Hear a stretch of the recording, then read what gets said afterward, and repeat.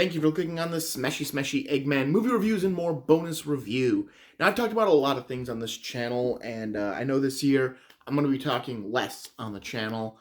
I know the actual announcement video hasn't gone out yet, because that's at the tail end of the Reggie's Prayer video, which goes up this Wednesday.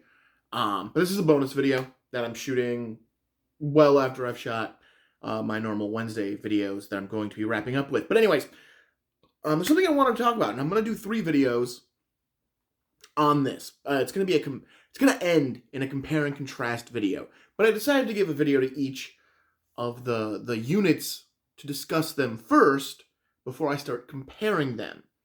That's what I decided to do. Now, I talk about a lot of things on this channel, and one of the things I don't really talk about is something I do have an interest in, and I do like reading. I just don't get a lot of opportunity to, and that is comics.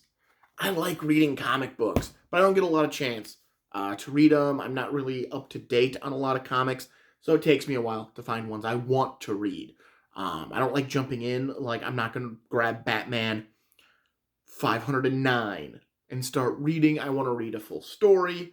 I'm very picky. I'm very picky about my stories. But I found a Marvel story and a DC story that are very similar to each other, and I want to talk about them. I'm going to talk about each of them, not in full, because I can't talk about either of them in full, because one is still releasing issues of the latest book, and the other one I gave up on well after it got bad. But I'm going to take this video to talk about the DC one, and that is DCeased. This is a DC comic line. It was launched in 2018, I believe. It might have been 2019. And it is what happens when the DC heroes have to face zombies. So I'm going to talk about all the books in this series, and as far as it is in this series, because again, the latest book is only on issue 5 of 8. But I've read everything now. I finally got into DCeased 2 weeks ago, maybe, and I've read all of this in that time. These are really great books, most of them, and they're really like fast reads. Like, I just blew through each one of these books. Again, except the one I'll have the most criticism on, but I blew through most of these books in one sitting. And that's not.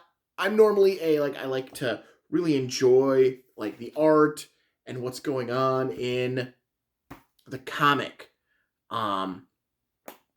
So it's not just but I breezed through DCeased. So what is DCeased? DCeased opens up in the world of the DC universe. I'm not sure which universe number this is. Darkseid has attacked Earth looking for the other half of the anti-life equation. He has half of it. He's looking for the other half on Earth, which he's found in Cyborg. He is defeated because Superman basically breaks his jaw, and he retreats. But he has captured Cyborg. But he can't get the piece of the anti-life equation he wants out of Cyborg, so he has to corrupt it. When he corrupts it and connects it to the other half, it becomes a technovirus, a virus that can be spread through technology or blood. Darkseid is then infected. He then jumps into the core of Apocalypse, and Apocalypse explodes as Cyborg is transported back to Earth. As soon as Cyborg gets to Earth, he reconnects to the internet, and anyone who's staring at a screen, like I am right now, is immediately infected with this virus and becomes what is called a blighted. I do think they use the zombie word as well. They use undead.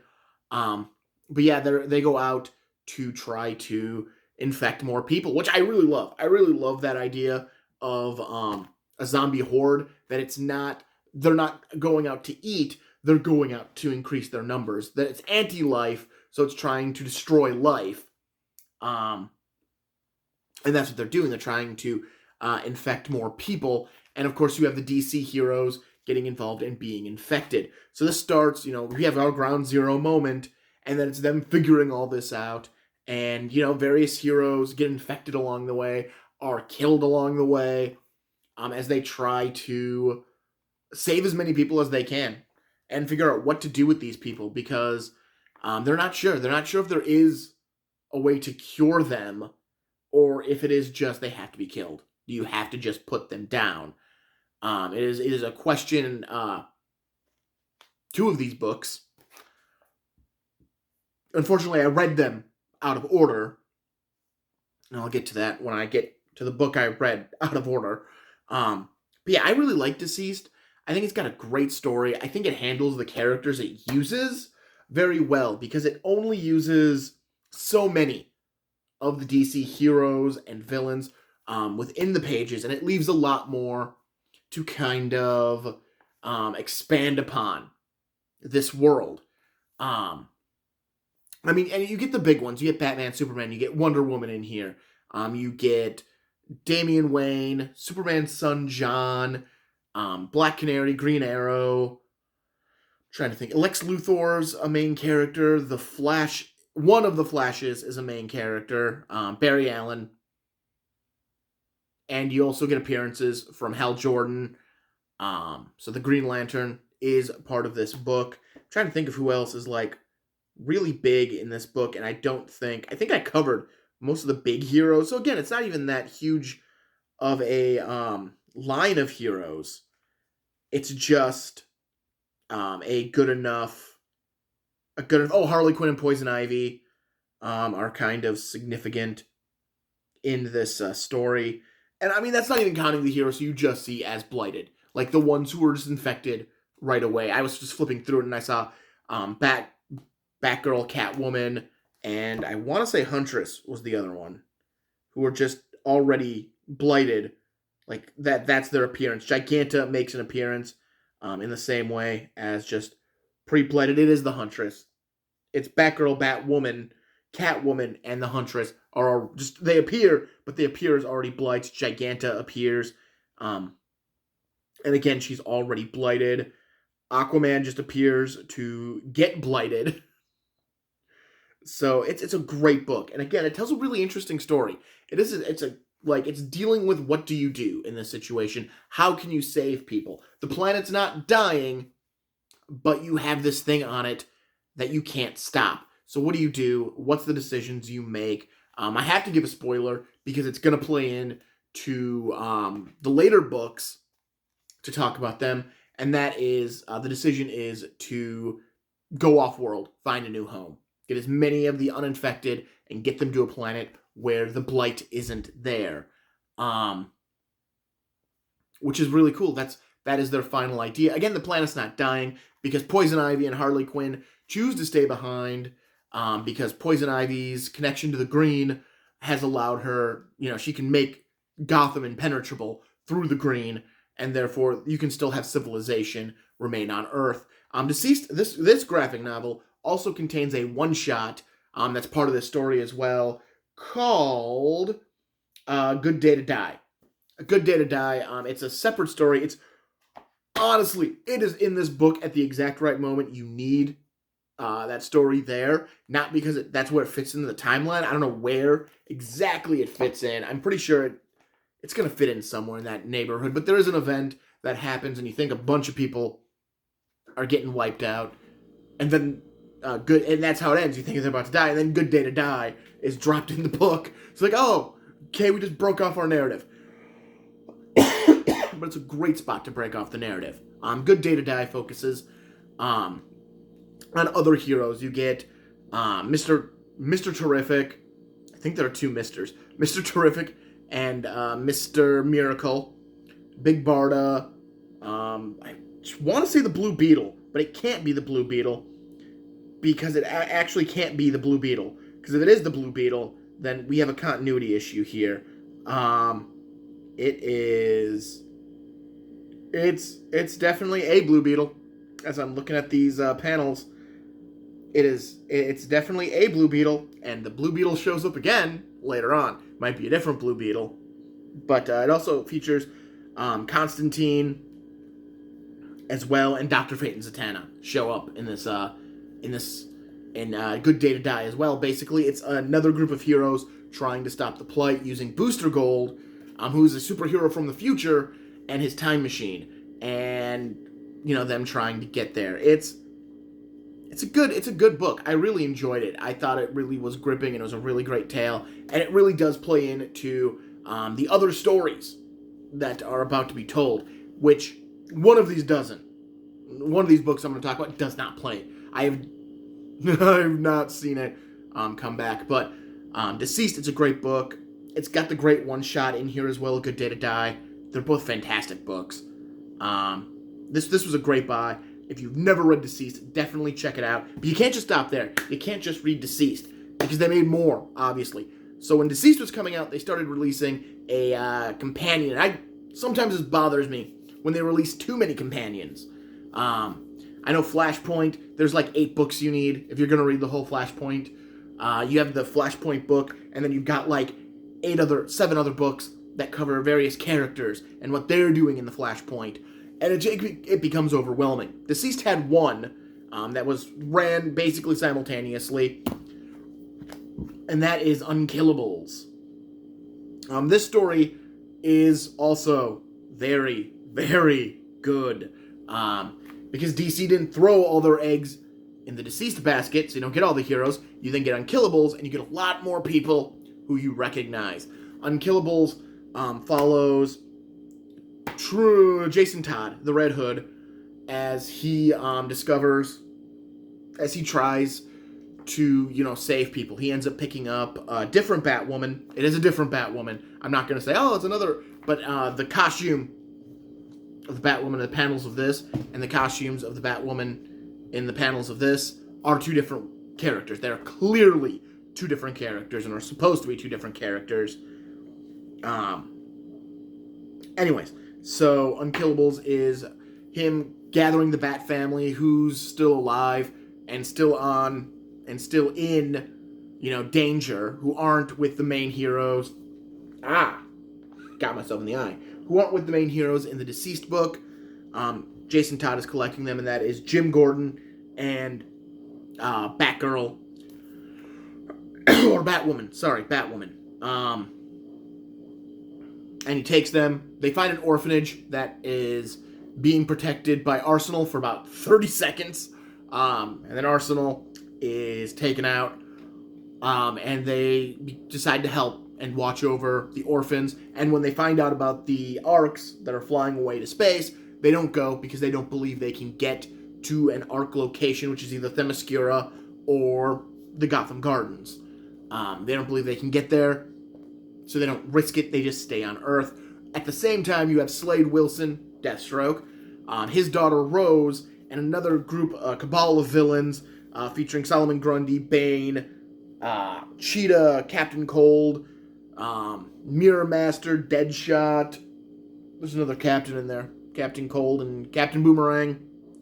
I can't even... The Creep and... I forget who's leading them now. Vandal Savage. Vandal Savage is the one leading them. You find out that the Creep and Deathstroke are immune to the virus because of their healing abilities, so they get infected and they just heal from it. So they don't remain blighted, which is actually, it's really cool. It's really cool that they let that happen, that healing factors can keep you from this infection. That it is actually just a virus, and you can heal from it if you have that ability.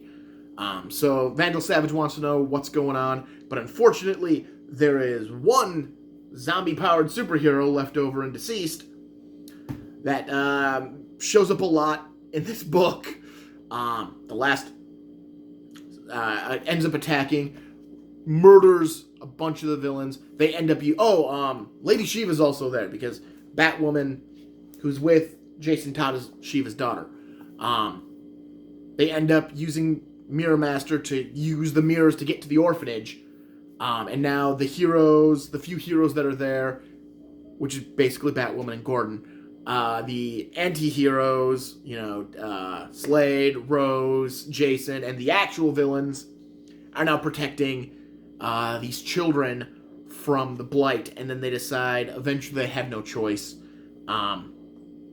because blight superpowered people like Mirror Master, who does get blighted, begin attacking the orphanage. They have no choice but to try for the Gotham Gardens in some souped up buses, a la Zack Snyder's Dawn of the Dead, which, you know, it's a good reference. But it's a great book, especially when you get to the villains, like, at the orphanage, and they start helping train the kids how to fight, so the kids can protect themselves from the Blighted. It just gets really good watching these hardened villains make a connection with these kids. And then, you know, the trauma that comes because, you know, not everyone makes it out of this thing. Not everyone makes it to the Gotham Gardens. So there's a lot of great trauma. I think the best one is Cheetah, because she, like, connects with a little girl who is the only person who can, like, talk to... Because this Cheetah is, like, the full cat Cheetah, where they are 100% a cat. And this little girl, you know, respects Cheetah, but also, like, says, "Good kitty," and all this stuff. And Cheetah accepts it, and then gets real growly and tells other people she's the only one that can do this. Like, she's okay to pet me. The rest of you can screw off. It's a great moment. It's a touching moment. It's a lot of fun. I really liked Unkillables. And I'm glad I picked this one up. So between the first book, DCeased, and the second book, Dead Planet, which we'll get to, they did release another book. It falls kind of in the middle of DCeased. So before Unkillables, because Unkillables is primarily after DCeased, this one falls... I have no idea. I have no idea exactly what issue in DCeased, because DCeased was only 6 issues. This story falls, but it's called Hope at World's End. There's a couple of different stories in here. There's a couple of one-shot stories. There is an overarching story as well. I'm not a fan of the overarching story. I think the one-shot stories aren't bad. There's a one-shot story about a bunch of the other people who are connected to the Speed Force, using the Speed Force to help clean out a city and escape them to another dimension. That's really cool. There's one focusing on a character who does actually appear in DCeased and would make a bigger appearance later in Dead Planet, called... I can't think of his name now. It is Detective Ape. Why can't I think of the ape's name now? Like, I feel like I should know this. Bobo, and he's a chimpanzee. Sorry, Detective Bobo. That's a great story, because it's Bobo, Ace, who is actually in Unkillables, but I never realized Ace kind of disappears partway through toward the end of Unkillables, because Ace has a story here, and then you also get Crypto, who also, you know, this is Crypto's first appearance in DCeased as well. So you get, those are really cool stories, which kind of, like, fill out the universe, kind of like A Good Day to Die fills out the universe, and I really liked it. The actual Hope at World's End story is about Black Adam, and Black Adam destroying people in his country and then becoming infected and leading an infected army against the non-infected, the non-blighted. Unfortunately, you get a lot of characters introduced in here who are not carryovers. They don't carry over to either of the follow-up books, the actual sequels, and they're just kind of here. The Pied Piper is one of them.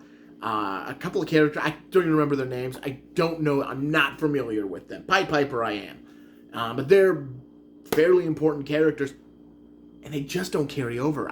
They never came back in Dead Planet or War of the Undead Gods. And it is written by the same guy. The same guy writes all of these. So Hope at World's End is his weakest. And it is the one I read out of order. I read Dead Planet, then I read Hope at World's End. But Dead Planet, there wasn't anything I was like, I don't understand. Because I had read DCeased and Unkillables. I got what was going on. There wasn't anything in Dead Planet that Hope at World's End didn't answer. Because again, it's just this... It's a fine story. It's a fine, middling story. But, like, I don't know. If you were to figure out where Hope at World's End is supposed to go inside the pages of DCeased, I don't think it would work that well, because you'd end up like after issue 4, you'd then have to read this. I don't think it would be as good. I don't think it would be as good. Like, I don't think DCeased would be as good. This, I think, would still be, like, It's fine. It's a fine story. It's the weak point of this tale. That clearly, Tom Taylor is the writer on all of these. He has a different artist on this one. Because the artist on the rest of them is Trevor Hairshine as the primary artist. Except, no, there's a different artist on Unkillables. Unkillable has Morat. That's a guy named Morat. But Tom Taylor is the writer. This is the weak one. I think Hope at World's End, it's the weak one. But, I mean, again, if that's the weak one, that's fine. Not everything can be perfect. Not everything can be great and awesome. And I dropped the other books from where I was setting them. So I don't know who's still watching this at 20 minutes. But after that, they released, last year, they released Dead Planet. Or maybe this was 2021. I honestly don't remember. Again, I looked all this up way earlier today. But Dead Planet is the direct follow-up to DCeased. But Unkillables is also a very important story for it as well. Because you find out, like, obviously the people who were going to the Gotham Gardens made it to the Gotham Gardens. Also, at the end of Unkillables, you see in the Gotham Gardens Constantine, Dr. Fate, Zatanna. I think Bobo might already be in the Gotham Gardens. No, he wouldn't have been there. Bobo wouldn't have been there. You would get to the Gotham Gardens shortly after. Because this book focuses more on Constantine. But basically, Dead Planet is about those who left Earth, receive a signal.